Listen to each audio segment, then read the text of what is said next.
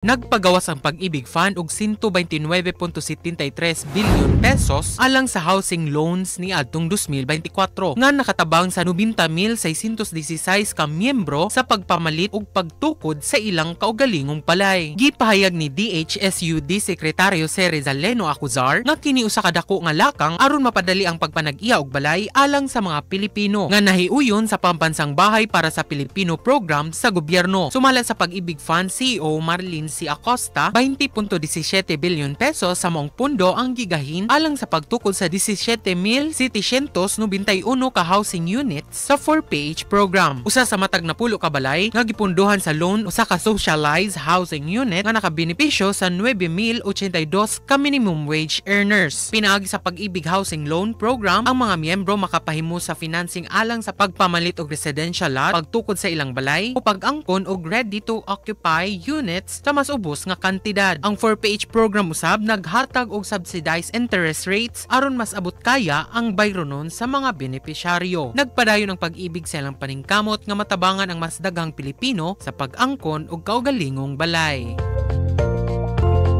Kini si Idol Kenny alang sa IFM Balita sa buntag, di kapugan sa pagatod sa mga nagunang og labas nga mga balita. Tatak RMN, tatak IFM Balita.